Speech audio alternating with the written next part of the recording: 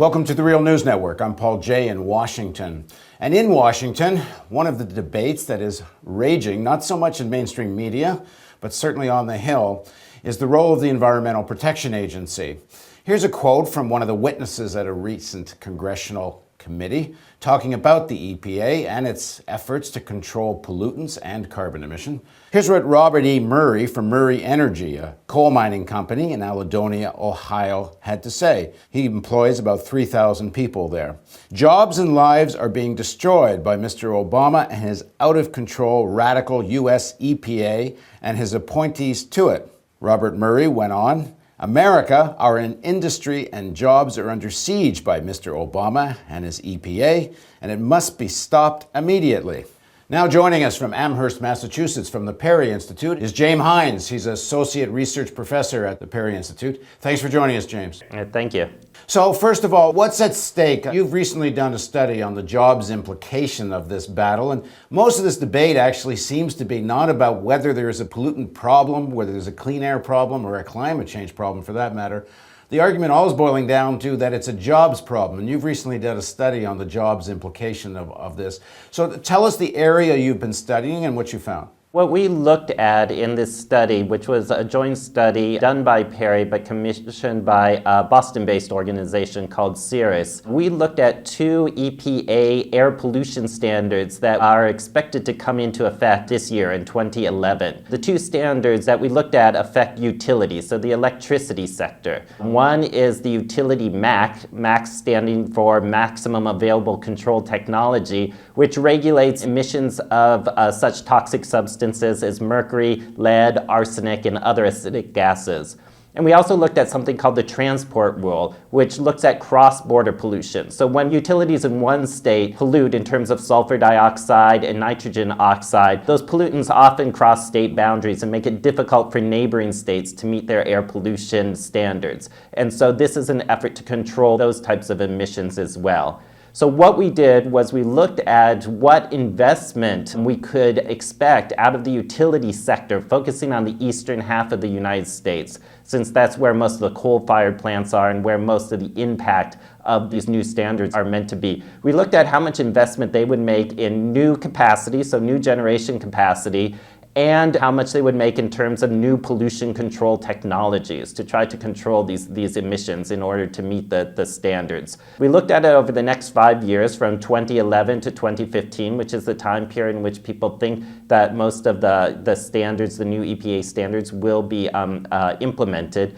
And we found that utilities are expected to invest about $196 billion in capital improvements over that time period. That's around $102 billion in new generation capacity and around $94 billion in pollution control technologies. Then we went on to estimate how many jobs these would create in terms of the construction and installation of these capital improvements, and also in terms of the long-run operations and maintenance jobs associated with improving capital in these utilities. We found that we would expect about 1.5 million jobs being generated in terms of the installation of pollution control technologies in the new capacity. And over the longer run, in terms of the operation and maintenance, because these are very capital-intensive industries, around 4,000 jobs would be created on net. We also took into account the possibility that these new regulations would cause coal-fired plants to have to retire, the older coal-fired plants, where it wasn't economically feasible to retrofit them so that they could actually reduce their emissions. So we accounted for those job losses as well. And we find that overall, throughout the states that we looked at, the 36 states in the eastern half of the U.S. that we looked at, the states are going to expect a net job gain, not a net job decline, based on the investments that we would expect to happen under these new EPA regulations. So Mr. Murray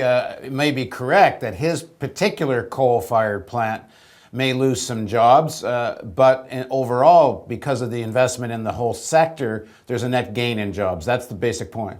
Yeah, that's correct. And the job losses from retirements that we estimate over that time period is around 17,000 jobs. So it's not a trivial number of jobs, but it's more than offset by up to 22,000 jobs that would be created. And these are the operations and maintenance jobs, not just the construction and installation jobs. So relatively permanent jobs that would be created in terms of new capacity and what it takes to actually operate these pollution control technologies once they're in place. If I understand this correctly, the kind of pollutants you're talking about, the regulations that are going to be passed to control these pollutants coming from facilities creating electrical power, this is actually not directly connected to climate change issue. This is other kinds of pollutants that kind of go to the bread and butter of the original Clean Air Act.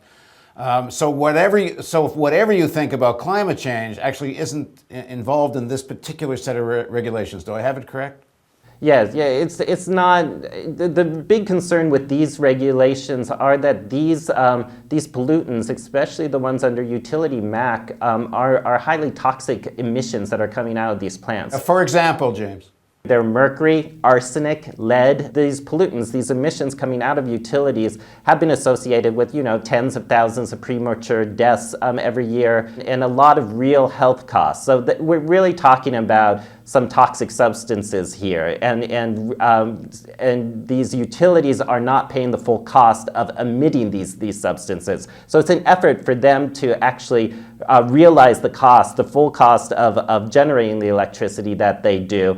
And once they do that, it provides an incentive for them to install these types of pollution control technologies or to change and update their capital investments in their generation facilities themselves. Now, when did your report come out? It came out on February 8th of this year. And has there been any response to it from the fossil fuel industry?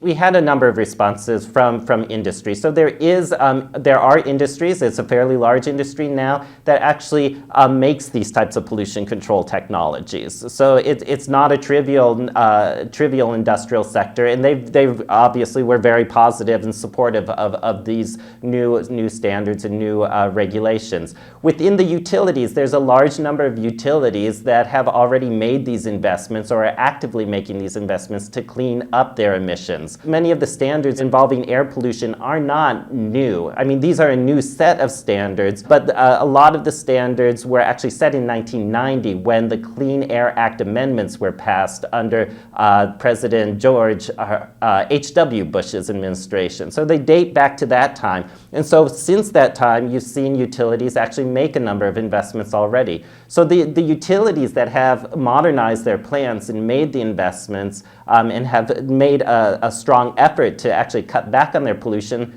they're actually in a good position, and they're already going to be largely in compliance with these new standards that are coming on board. So they're not necessarily opposing to it. So it's a very divided industry when it comes to these types of standards. I think that's important to recognize.